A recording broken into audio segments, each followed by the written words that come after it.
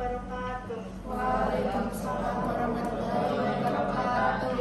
Yang terhormat Ibu Dr. Yutu Rahmawati MA selaku dosen pengampu mata kuliah manajemen risiko serta anak-anak kelas 5B perbankan syariah yang tentunya kami banggakan.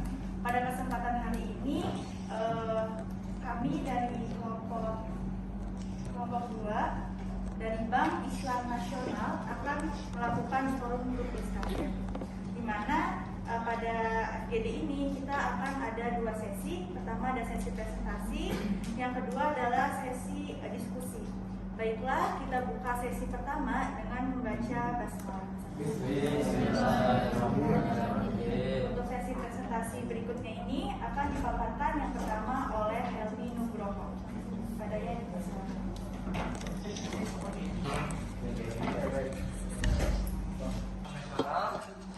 Itu namanya itu PT Bank Nasional, didirikan pada tanggal 8 Mei 2022 atas pemilihan nomor 12 tidak honoraris Al-Zainuri SH di Jakarta. Kemudian modal dasar yang kami terima yaitu 1.500 miliar. Kemudian modal yang disetor 1,450 miliar. Bidang usaha perbankan, jaringan pelayanan 1 kantor pusat, 27 kantor cabang, 14 kantor cabang pembantu, 9 kantor kas, 20 payment point, 38 ATM. Kemudian Bank Islam Nasional adalah lembaga bank syariah yang berpusat di Jakarta. Bank Islam Nasional didirikan pada tanggal 8 Mei 2002 sudah memiliki 1 kantor pusat, 27 kantor cabang, dan 18 kantor cabang pembantu. Di dalam pelaksanaan pembiayaan perbankan, Bank Islam Nasional tetap memperhatikan kepatuhan terhadap syariat Islam. Dengan Dewan Pengawas Syariah atau DPS yang saat ini diketuai oleh Haji Maruf Amin, semua produk Bank Islam Syariah telah melalui pengujian dari DPS termasuk produk-produk dari pembiayaan, sehingga semua produk telah mematuhi aturan syariah. Di samping itu, komitmen pemerintah terhadap pengembangan perbankan syariah semakin kuat dan kesadaran terhadap keunggulan produk perbankan syariah juga semakin meningkat. Pada bulan Oktober 2022, jumlah cabang Bank Islam Nasional mencapai 27 kantor cabang, 18 kantor cabang pembantu, 9 kantor kas, 20 payment point, dan 38 ATM. Saya kembali kepada moderator. Baik, terima kasih. Untuk presentasi yang kedua akan disampaikan oleh Nur Ainia Syakira. Kepada yang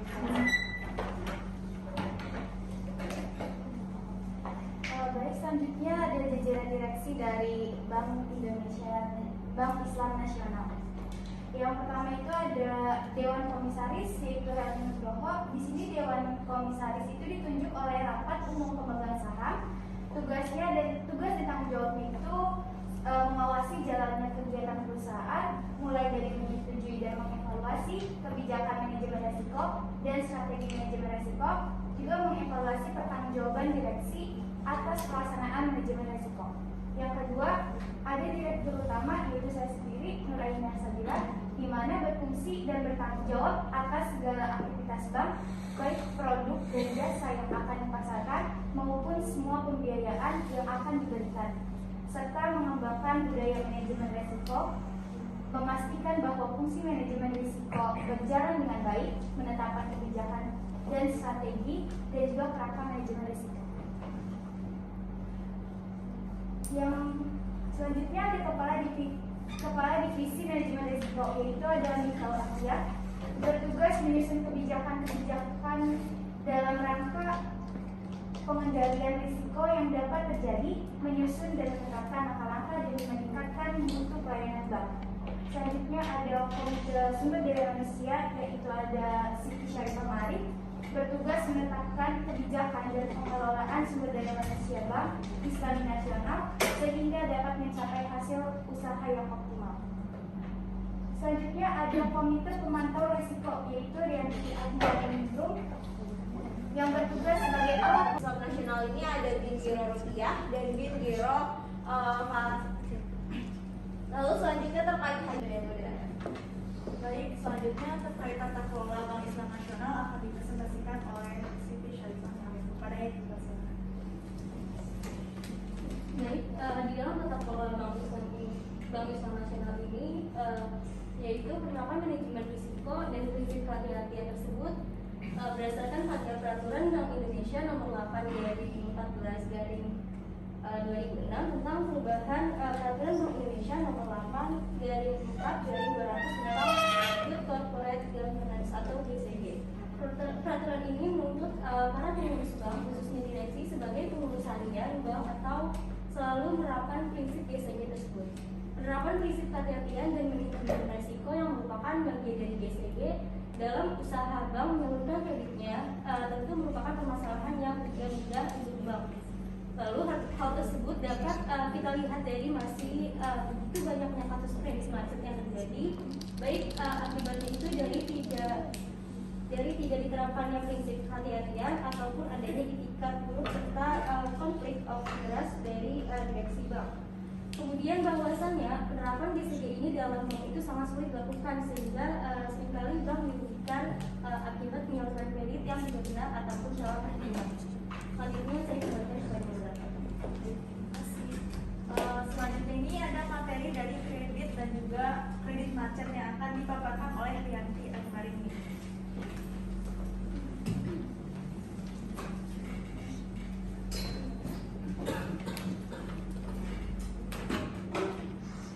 Selanjutnya ada kredit macet. Nah, jadi sebelum fasilitas kredit diberikan kepada nasabah, bank ini harus yakin gitu bahwa nasabah ini memiliki kemampuan untuk mengembalikan kredit yang diberikan.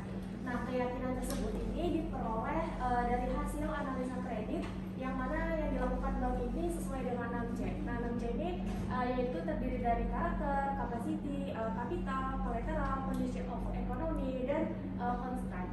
Nah, selama bank melakukan usaha dalam bisnis pembiayaan atau pemberian fasilitas kredit, permasalahan kredit macet ini merupakan hal yang sulit dihindari. Nah, kredit macet pada dasarnya adalah pinjaman-pinjaman yang tidak terbayar sesuai dengan persyaratan yang telah disepakati antara bank dengan nasabahnya. Dengan kata lain, nasabah begitu gagal memenuhi komitmennya. Nah, kredit macet ini merupakan bagian dari pengelolaan kredit bank karena kredit macet itu sendiri merupakan resiko yang dihadapi oleh bisnis perbankan. Hampir semua perbankan memiliki kredit macet. Bahkan dalam beberapa kasus, kredit macet di Indonesia berakhir ke penutupan beberapa bank. Sebagai lembaga bisnis dalam bentuk makro, perbankan harus dapat meminimalisir kredit macet tersebut sehingga kepercayaan masyarakat ke perbankan tetap terjaga.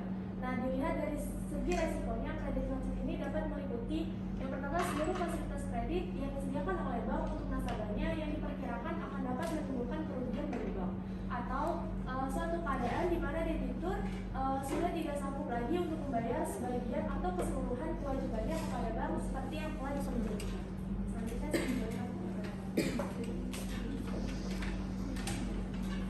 Baik, sesi pemaparan materi telah selesai. Selanjutnya ada pemaparan untuk studi kasus dari kelompok yang akan dijelaskan secara lebih lanjut oleh Kepala Kepada yang dipersilakan. Terima kasih atas waktunya.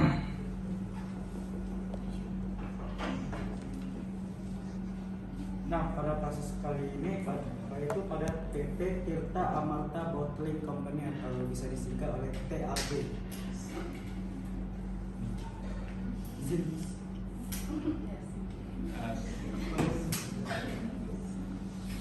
Nah, BPK atau Badan Pemeriksa Keuangan telah menyelesaikan audit investigatif dalam rangka perhitungan kerugian negara atas pemberian fasilitas kredit oleh Bank Islam Nasional atau yang disingkat oleh BI atau bank kami ini kepada PT Tirta Amarta Bottling Company pada tahun 2008 sampai 2015. PT Tirta Amarta Bottling Company merupakan produsen air minum dalam kemasan bermerek Pertama, TAB memiliki 5 anak usaha, yakni ada PT Jimando Perkasa, ada PT Tirta Amarta, ada PT Trison Star macet pada PT Tirta Amarta Bottling Company atau disingkat TAB yang merugikan negara sehingga 1,83 triliun. BPK atau Badan Pemeriksa Keuangan telah menyelesaikan audit investigasi dalam rangka penghitungan kerugian negara atas pemberian fasilitas kredit oleh Bank Islam Nasional kepada PT Tirta Amarta kepada PT TAB pada tahun 2008 sampai 2015. PT TAB merupakan produsen air minum dalam kemasan dengan merek Viro. TAB memiliki 5 anak perusahaan, yaitu PT Gimando Perkasa, PT Tirta Amarta, PT Trison Star Investama, kemudian PT Kananda Investama, PT Trismas Investama. Itu 3 perusahaan terakhir ini yaitu 3 perusahaan investasi dari PT TAB. Nah, dalam pemeriksaan tersebut ditemukan penyimpangan yang mengakibatkan terjadinya kerugian negara sebesar 1,83 triliun ini yang merupakan tunggakan pokok dan margin kredit yang tidak dapat dilunasi oleh debitur tersebut. Sudah dibilang secara utuh termasuk pokok dan margin, jumlah kerugian ini berkembang sampai 400 miliar dari jumlah hitung pokok perkiraan sekitar 1,4 triliun, ujar Jaksa Muda Tindak Pidana Khusus pada pertemuan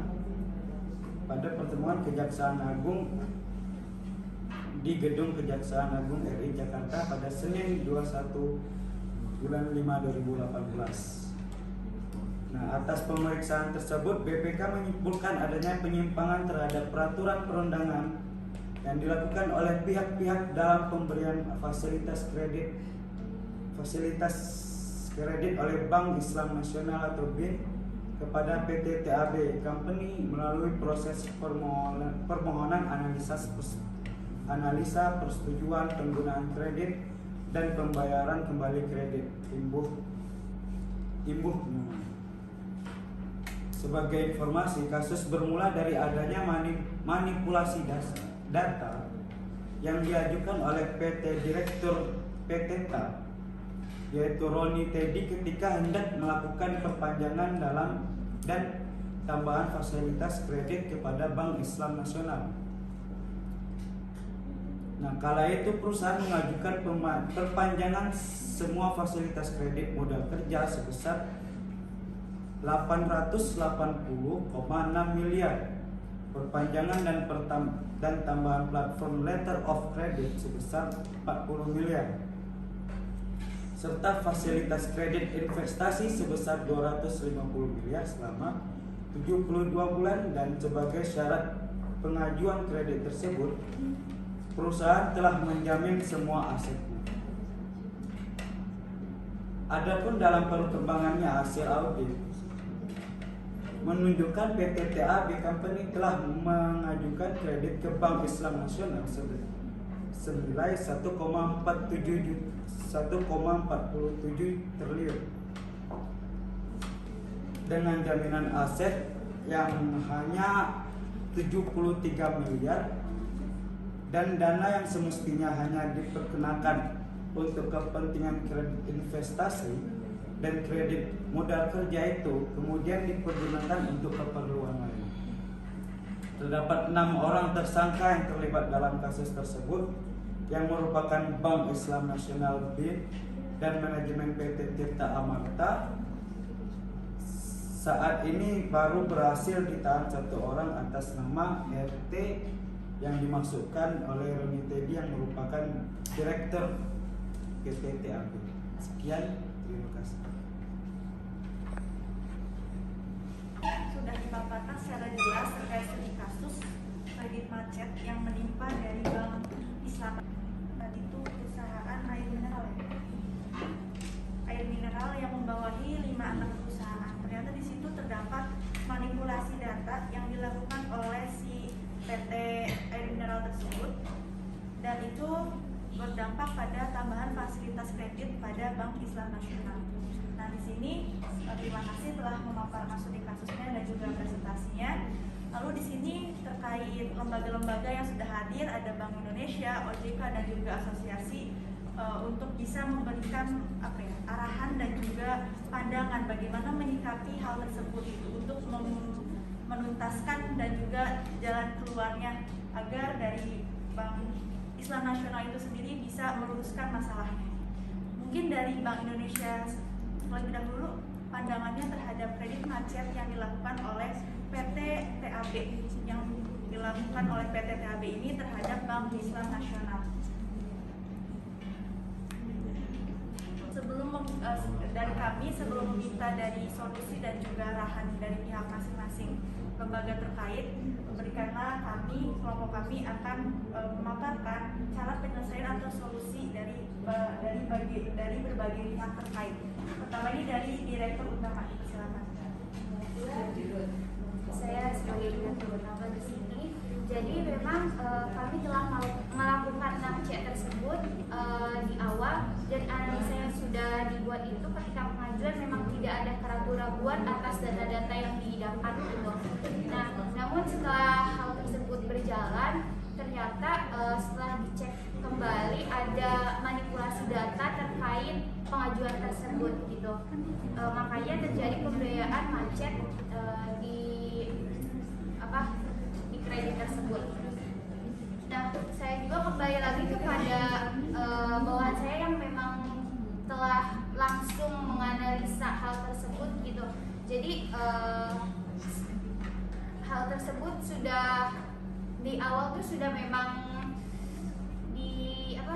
sudah menerapkan 6 cek tersebut. Namun ternyata ada manipulasi data yang memang tidak diketahui, dan kami pun mungkin lalai karena tidak terlalu hati-hati mengenai hal tersebut gitu. Mungkin dilanjut ke itu akan di baik, saya selaku komite SDM ini sebelumnya itu saya sudah menerapkan pelatihan untuk meningkatkan kemampuan teknis dalam mengantisipasi adanya kemungkinan penyebab masalah terkait kredit macet dan bagaimana meminimalkan terjadinya risiko tersebut. Terkait bahaya kredit macet yang dapat mengurangi laba usaha dan pengurangan modal. Kemudian saya juga sebagai komite SDM sudah memperhatikan baik dari sumber daya perusahaan bank BIN ini, tetapi mungkin saya masih sangat kurang berhati-hati dalam membeli SDM yang memang berkualitas dan baik sehingga dapat terjadinya kredit macet ini. Mungkin saya juga telah melakukan pemantauan seluruh usaha baik dari debiturnya, terus kemudian melakukan mengedukasi kepada karyawan-karyawan saya untuk melakukan penyelamatan kredit dan memberikan pelatihan kepada tugas bank mengenai bagaimana sih trik dan solusi yang efektif dan efisien untuk penyelesaiannya. Mungkin untuk penjelasan selanjutnya saya bisa berikan kepada jajaran direksi dari manajemen risiko. Oke, saya selaku Kepala Divisi Manajemen Risiko, bahwasannya Bank Islam Nasional ini telah melakukan pemahaman yang lengkap terkait tentang resiko kredit secara keseluruhan dengan melihat resiko pada tingkat individu, nasabah dan portofolionya. Nah, dengan kami ini memastikan bahwa cadangan modal mencerminkan profil resiko secara tepat adalah dengan menerapkan solusi resiko kredit kuantitatif yang terintegrasi. Nah, solusi ini solusi yang dilakukan ini mencakup manajemen modal yang lebih baik, yang mencakup seluruh siklus kehidupan pemodalan, lalu penentuan skor secara waktu nyata dan membatasi pemantauan, lalu kemampuan pengujian tekanan yang kuat, lalu juga kemampuan visualisasi data dan perangkat intelijen bisnis yang memberikan informasi penting ke tangan orang-orang yang membutuhkannya ketika mereka memang membutuhkannya. Mungkin untuk selanjutnya akan saya serahkan kepada komite pemantau.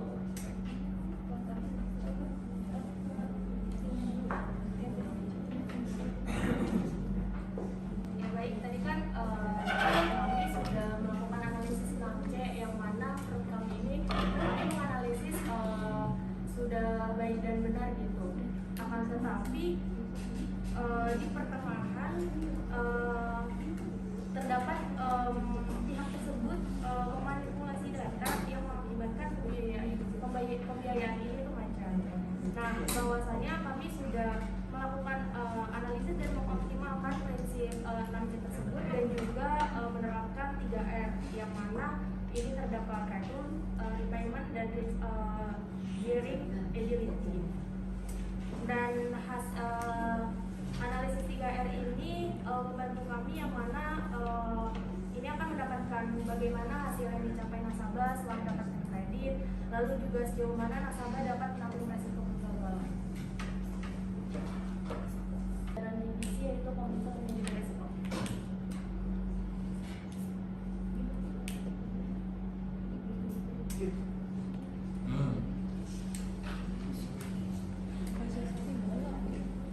Risiko kredit memang tidak bisa dihindari oleh perbankan, namun dapat diminimalisir dengan berhati-hati dalam berorganisasi. Kami dari Bank Islam Nasional akan memperbaiki sedalam-dalamnya masalah ini dan berusaha untuk tidak mengulangi kesalahan yang sama dalam proses-proses selanjutnya.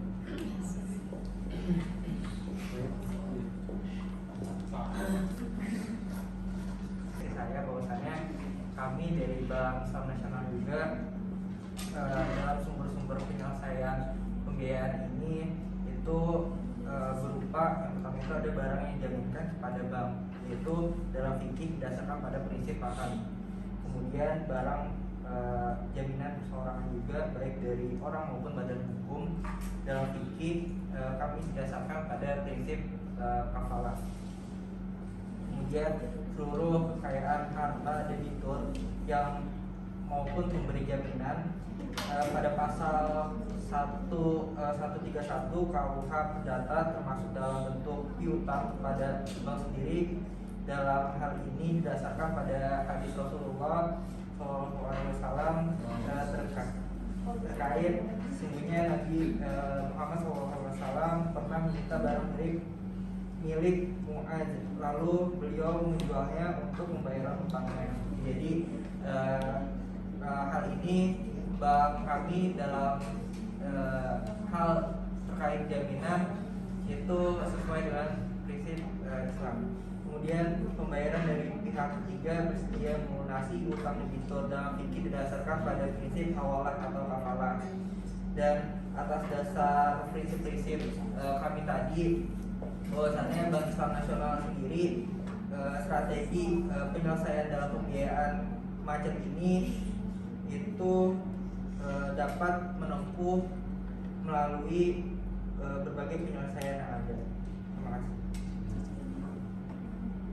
Atas paparannya. Nah, mungkin itu cara penyelesaian yang Bank Islam Nasional itu sudah tuntaskan gitu. Nah, di sini terdapat 5 poin yang menjadi permasalahan. Yang pertama itu moral hazard, baik itu yang dimanfaatkan oleh oknum eksternal, bukan dari bank itu sendiri tapi dari PT Air Mineral itu sendiri kan ya. Di situ memanipulasi data dan juga di sini fokusnya itu jaminan itu ternyata tidak sesuai dengan jumlah pembiayaan yang sudah disalurkan gitu. Dan bagaimana dari pihak baik itu dari OJK, BI dan juga asosiasi menyikapi hal tersebut. Mungkin dapat dipaparkan secara lebih lanjut dari Bank Indonesia, bisa untuk memulai. Baik, kami dari Bank Indonesia akan menanggapi atas kasus yang dialami Bank Islam Nasional. Di sini menurut kami Bank Islam Nasional itu kurang memperhatikan Undang-Undang Republik Indonesia Indonesia Nomor 10 Tahun 1998 tentang perubahan atas Undang-Undang Nomor 7 Tahun 1992 tentang perbankan pada pasal 11 yang mengatur mengenai penyaluran kredit atau pembiayaan, pemberian jaminan maupun fasilitas lainnya tidak terpusat pada debitur atau kelompok debitur tertentu, sehingga bank diwajibkan menyebar risiko yang dengan mematuhi ketentuan batas maksimum pemberian kredit atau pembiayaan. Selanjutnya, peraturan yang berkaitan langsung dengan batas maksimum pemberian kredit atau pembiayaan adalah Peraturan Bank Indonesia Nomor 7/3/PBI/2005 tentang batas maksimum pemberian kredit pada bank umum. Selanjutnya, permasalahan pelanggaran batas maksimum pemberian kredit atau pembiayaan dapat dikategorikan sebagai kejahatan perbankan yang mencakup penipuan dan kecurangan di bidang perkreditan atau pembiayaan. Prinsip kehati-hatian di sini tuh harus dipegang teguh karena pada umumnya pelanggaran dan pelampauan batas maksimum pemberian kredit atau pembiayaan disebabkan bank tersebut tidak menggunakan prinsip kehati-hatian yang merupakan asas dari bank. Selanjutnya kami dari Bank Indonesia yang merupakan bank independen juga memiliki peraturan tertentu mengenai perkreditan yang dialami oleh Bank Islam Nasional. Jadi kami juga seharusnya Bank Islam Nasional itu memperhatikan peraturan yang kami buat selaku Bank Indonesia dalam pasal 4 Peraturan Bank Indonesia nomor 7/3/PBI/2005 mengatur bahwa seluruh portofolio penyediaan dana kepada bank terkait dengan bank ditetapkan paling tinggi 10% dari modal bank karena pelanggaran dan pelampauan batas maksimum pemberian kredit atau pembiayaan yang diakibatkan pemberian kredit atau pembiayaan kepada pihak terkait beresiko tinggi. Perbankan Indonesia mengalami suatu krisis yang sangat berat seperti dialami oleh Bank Islam Nasional disebabkan oleh beberapa faktor, diantaranya karena konsentrasi alokasi dana yang besar hanya kepada segelintir pihak tertentu. Hal ini terjadi karena adanya pemberian kredit atau pembiayaan oleh bank yang tidak menaati aturan yang telah kami buat selaku Bank Indonesia. Pengawasan dan sumber daya manusianya juga lemah yang dilakukan oleh masing-masing direksi dan komisaris. Lalu bank juga harus memiliki sistem pengawasan internal dengan standar yang jelas dan tegas pada semua tahapan dalam proses pemberian kredit atau pembiayaan. Bank Islam Nasional juga harus menerapkan asas-asas perkreditan atau pembiayaan yang sehat dan memperhatikan aspek hukum perkreditan atau pembiayaan, terutama untuk kredit atau pembiayaan yang besar dan beresiko tinggi sesuai dengan anjuran Undang-Undang Perbankan yang telah kami buat. Terima kasih. Baik, selanjutnya bagi pihak Bank Islam Indonesia ini juga tidak memperhatikan prinsip kehati-hatian sebagaimana sesuai peraturan Bank Indonesia dalam PBI nomor 15/2/PBI tahun 2013 tentang penetapan status dan tindak lanjut pengawasan bank. Pasal 7 huruf A, yaitu bank dalam pengawasan intensif wajib melakukan tindakan pengawasan yang diperhatikan oleh Bank Indonesia.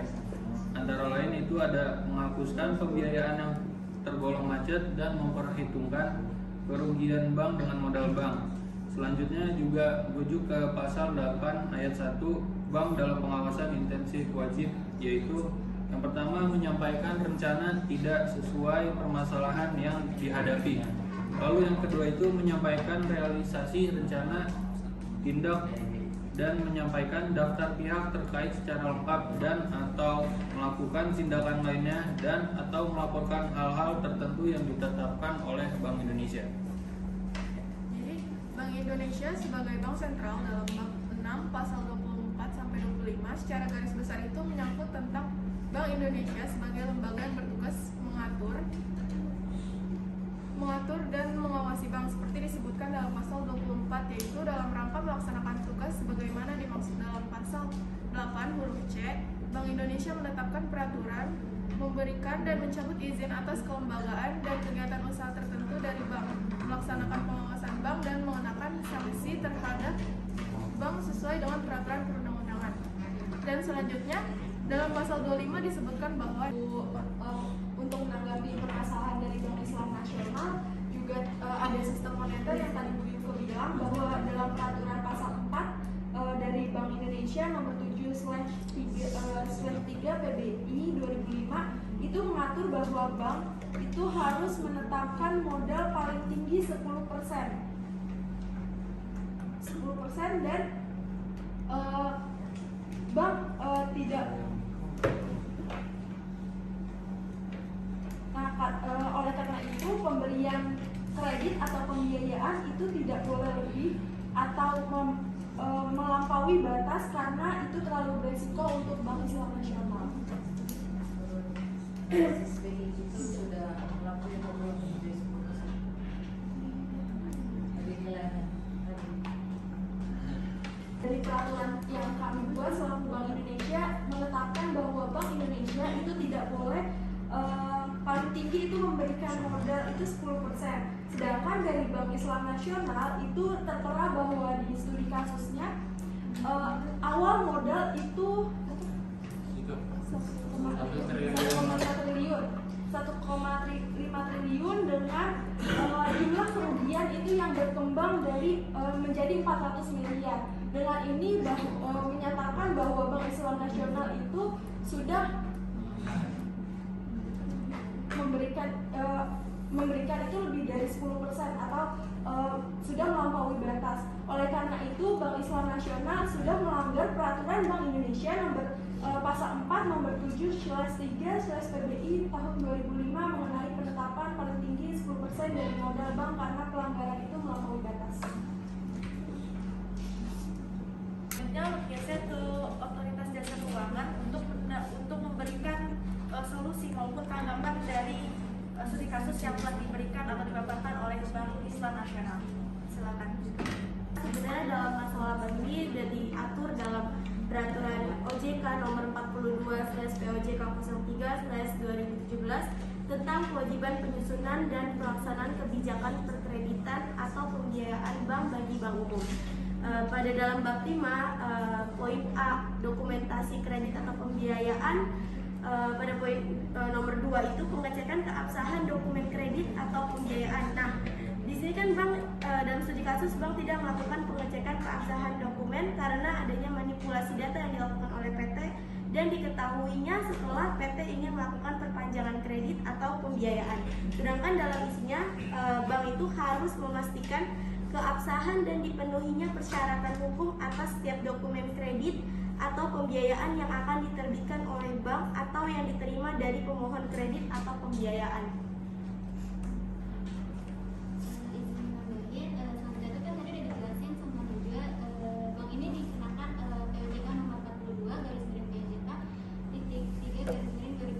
Tentang kewajiban penyusunan dan pelaksanaan kebijakan perkreditan dan pembiayaan bank bagi bank umum, di mana dalam TOJK ini diatur dari tata cara pemberian kredit sampai hingga penyelesaian kredit bermasalah. Nah, dalam hal ini juga tadi sudah disebutkan bahwa administrasi kredit dan pembiayaan, di mana nih penata usaha kredit atau pembiayaan ini dalam hal ini berarti bank ini tidak melakukan pengecekan data dengan akurat, karena kan tadi udah dijelasin bahwa udah melakukan analisis nanca, tapi dalam seiring berjalannya itu ada ternyata ditemukan manipulasi data. Berarti dalam hal ini bank ini tidak melakukan pengecekan data dengan akurat sehingga terjadinya manipulasi data. Selanjutnya mengenai moral hazard dan juga operasional bank juga telah diatur dalam pasal 23 Undang-Undang Nomor 21 Tahun 2008. Pada ayat 2 dijelaskan lebih lanjut tentang prosedur pemunculan pembiayaan. Jaminan perlu dikuasai oleh bank dan dinilai untuk mengukur kemampuan nasabah debiturnya. Bank bukan hanya menilai jaminan saja karena beberapa aspek lain yang terkait dengan pembiayaan perlu dinilai seperti modal dan prospek usaha. Selain itu, juga telah dijelaskan pada pasal 1 ayat 26 Undang-Undang Nomor 21 Tahun 2008, pemerintah menegaskan kembali bahwa jaminan dari nasabah debitur urgensi bagi bank syariah. Jaminan yang dibutuhkan oleh bank bisa dalam bentuk jaminan pokok maupun jaminan tambahan. Bila bank tidak memiliki jaminan apa-apa dari nasabah debiturnya, maka bank tidak dapat menagih haknya ketika nasabah debitur melakukan salah satu tindakan moral hazard yang mengakibatkan non-performing financing bagi bank syariah. Bahkan bisa saja nasabah debitur melarikan diri sehingga bank tidak memiliki aset untuk menuntut penunaian kewajiban debiturnya.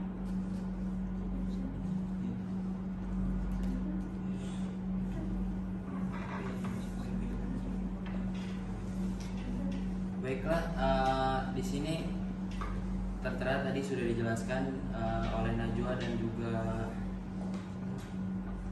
Zahra dalam peraturan Otoritas Jasa Keuangan atau POJK nomor 42 garis miring POJK 03 garis miring 2017 tentang kewajiban penyusunan dan pelaksanaan kebijakan perkreditan atau pembiayaan bank bagi bank umum.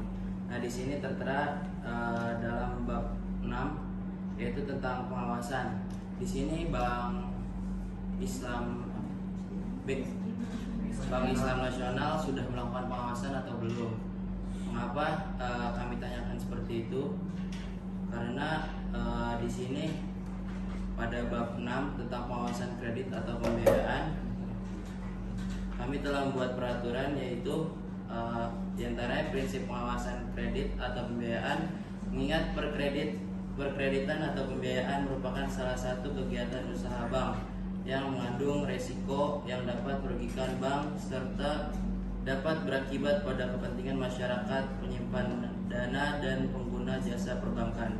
Setiap bank harus menerapkan dan melaksanakan fungsi pengawasan kredit atau pembiayaan yang bersifat menyeluruh dengan prinsip-prinsip ada 3. Yang pertama yaitu fungsi pengawasan kredit atau pembiayaan.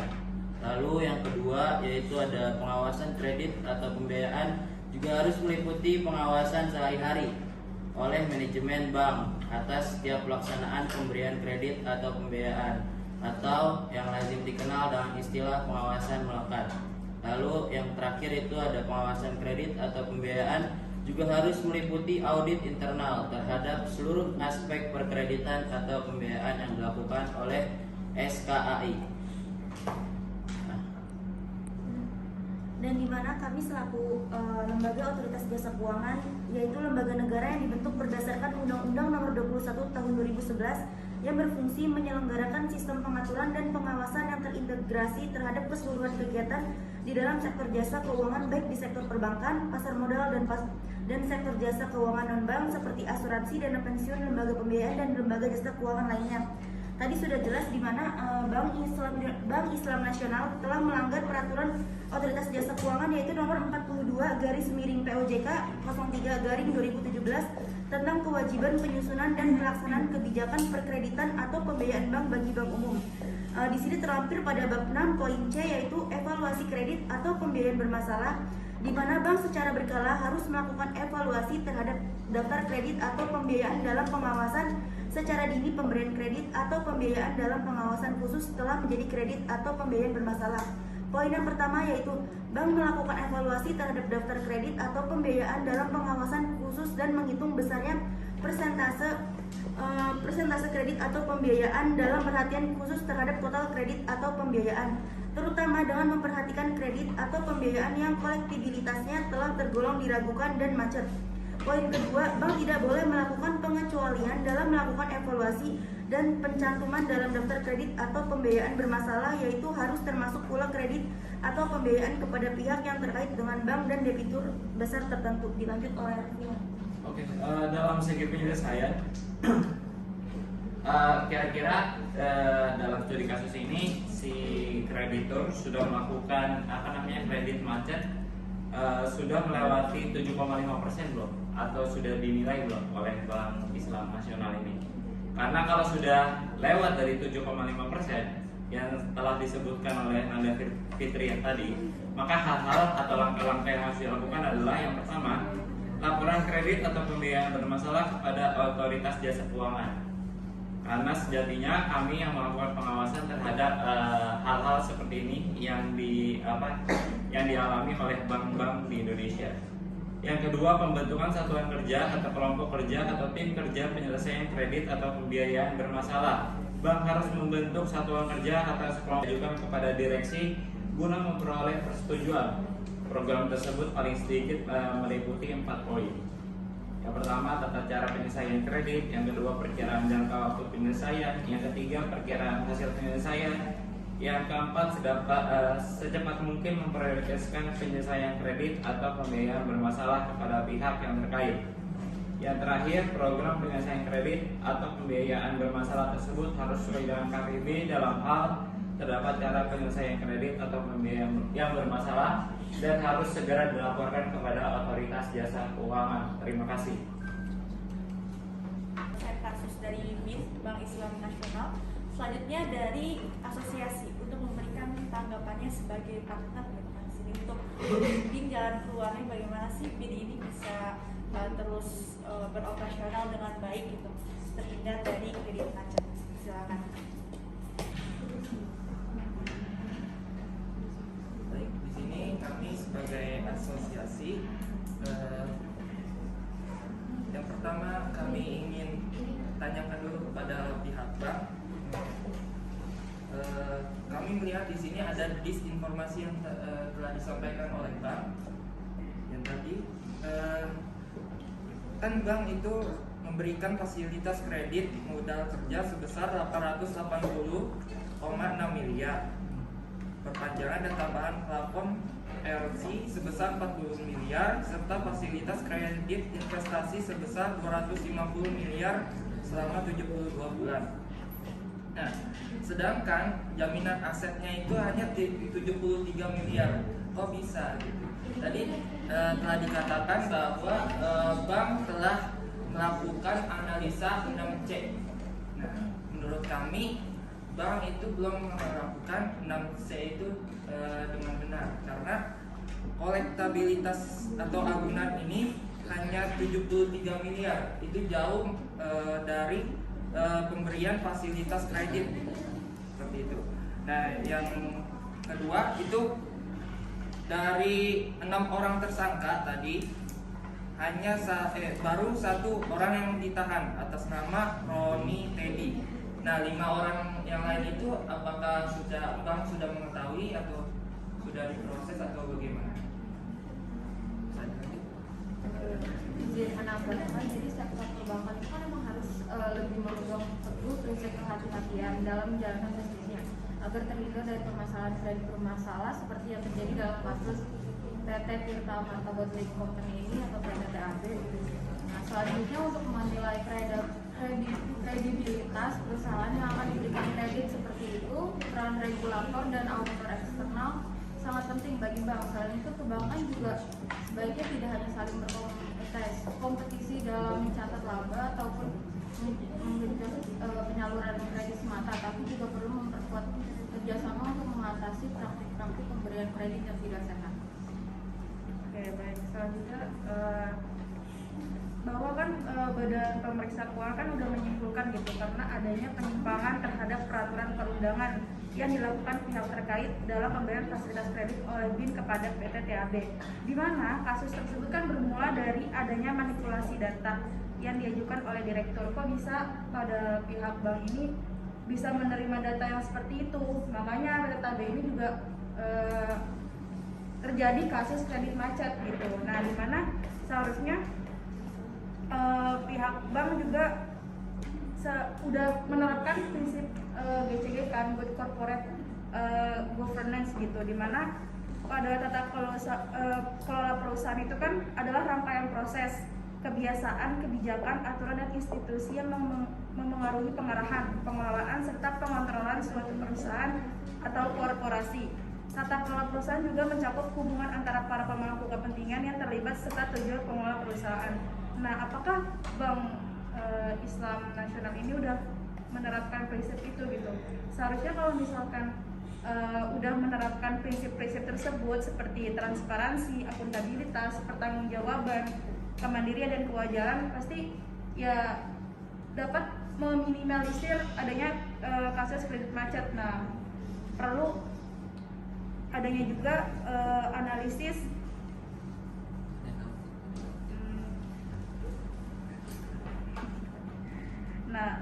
Nah, sebelum bank memberikan dana gitu kepada perusahaan yang membutuhkan, seharusnya tuh bank bisa menganalisa tersebut dulu tentang calon penerima dana tersebut gitu. Nah, mengapa bank harus melakukan semua itu? Karena sistem pemberian pinjaman pada bank itu bukanlah sistem kepercayaan, tetapi kan bank itu harus memberikan pinjaman kepada perusahaan jika bank sudah memiliki data yang real dan lengkap tentang perusahaan itu gitu. Jadi kok bisa menerima data yang udah dimanipulasi gitu? berarti kan pihak banknya juga pasti salah. Nah, makanya perlu adanya analisis kelayakan kredit untuk menurunkan risiko kredit macet tersebut. Nah, di mana pihak bank ini harus menerapi beberapa langkah menganalisis permohonan kredit, di mana yang pertama itu permohonan kredit oleh perusahaan pertama kali sebelum bank menganalisa dan memberikan kredit tentu saja adalah tentang permohonan kredit yang diajukan oleh perusahaan. Lalu pengumpulan terima kasih kepada setiap lembaga yang sudah memberikan solusi dan juga arahan untuk Bank Islam Nasional itu sendiri. Nah, di sini dari Bank Islam Nasional itu sendiri mungkin dapat mencerna atau dapat mengimplementasikan peraturan-peraturan tersebut untuk jangka panjang ya gitu, untuk Bank Islam Nasional apabila nantinya terulang kembali kejadian seperti itu. Nah, terus di sini kita dari pihak Bank Islam Nasional untuk memberikan langkah ataupun follow up dari setiap masing-masing lembaga, apa sih yang sudah kalian dapatkan gitu, untuk bisa dalam hal poin kesimpulan maupun rekomendasi. Sebenarnya juga asosiasi kecil banget sih. Iya, awet ya.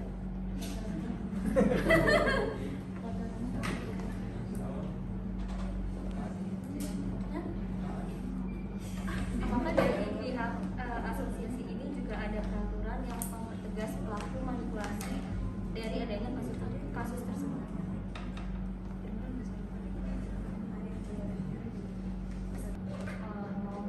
Mau menanggapi asosiasi terkait yang 6 tadi.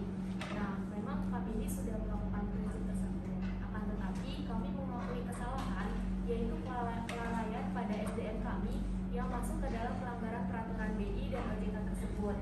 Nah, dalam pengimplementasian 6C itu kami juga menyadari pelaksanaan 6C tidak semuanya mencapai target GCG, karena terbukti juga ada pemalsuan data dan kami salahnya itu tidak memiliki laporan kredit kepada BI. Oleh karena itu bank kami pantas mendapatkan sanksi administratif bukan izin pencabutan operasional. Baik, di sini saya selaku Kepala Divisi Manajemen Risiko ingin membahas terkait tadi dari asosiasi ini kan BIN ini harus menerapkan GCG. Nah, namun bahwasannya penerapan GCG ini dalam hal ini sangat sulit dilakukan, sehingga seringkali ini kan bank dirugikan gitu akibat penyaluran kredit yang tidak benar ataupun salah perhitungannya. Nah, adapun kelemahan dari itu sendiri itu dapat dilihat dari minimnya pelaporan kinerja keuangan dan kewajiban-kewajiban perusahaan, kurangnya pengawasan atas aktivitas manajemen oleh komisaris dan auditor, serta kurangnya insentif untuk mendorong terciptanya efisiensi di perusahaan melalui mekanisme persaingan. Nah, jadi intinya ini GCG ini sulit dilakukan oleh beberapa bank. Ya. Saya juga izin menambahkan tadi terkait pertanyaan dari OJK yang katanya BIN itu sudah melakukan pengawasan atau belum. Nah, BIN itu sudah melakukan pengawasan, maka dari itu kan kreditnya itu berjalan satu fase gitu loh sebelum dilanjut gitu. Meski pengawasan kami itu mungkin belum optimal, jadi kecolongan itu datanya malah dimanipulasi. Selanjutnya terkait dari kejadian ini, bahwa dari kasus tersebut itu yang masih tertangkap itu kan hanya satu dari pelaku BIN. Nah, namun yang 4 lagi ini masih ditelusuri secara lebih jauh, tetapi memang dari kitanya masih belum mendapatkan tinjauan yang lebih jauh. Kemudian saya ingin bertanya kepada pihak OJK maupun BI, seperti dari studi kasus yang tertera itu kan dari pihak BIN ini kan dan pihak TLB kan terdapat beberapa pelaku ya. Nah, bagaimana sih solusi ataukah apakah ada sanksi untuk mempertegas si pelaku manipulasi tersebut, baik itu dari BI atau OJK?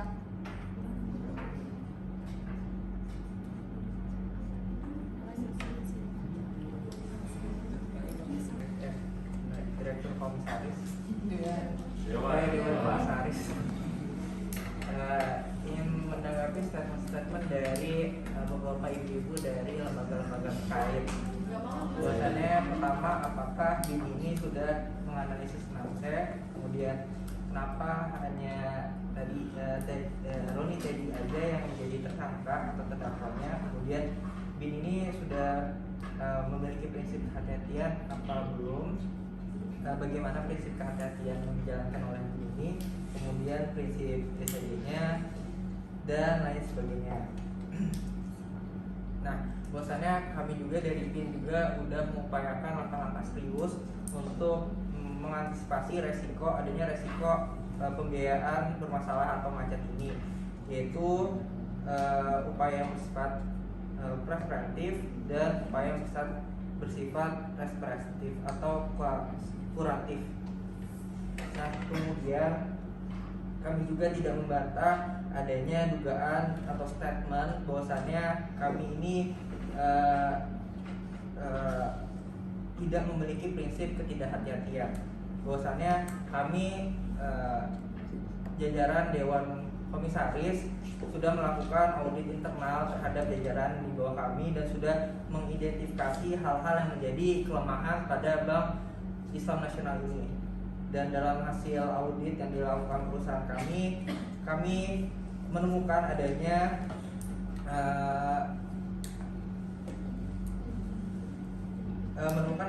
manipulasi data yang diberikan oleh jajaran dari Bank Islam Nasional ini. Dan hasil audit yang dilakukan, BIN menemukan adanya kerugian negara hingga mencapai 1,4 triliun. Kerugian yang dihitung dari pokok utang, bunga, denda dari PT TAB ini, dan adanya penggelembungan aset terutama di piutangnya oleh PT TAB, nasabah penggelembungan aset terutama piutangnya oleh PT TAB nasabah tersebut, dan memberikan informasi palsu terhadap hal ini. Dan selain dari TAB yang menjadi tersangka, kami juga menetapkan bahwasannya internal dari Bank Islam Nasional ini juga ikut terlibat dalam manipulasi data atau kredit bermasalah ini atau pembiayaan bermasalah ini. Oleh karena itu kami berterima kasih kepada lembaga-lembaga yang sudah memberikan masukan dan statementnya masing-masing kepada Bapak Ibu semua.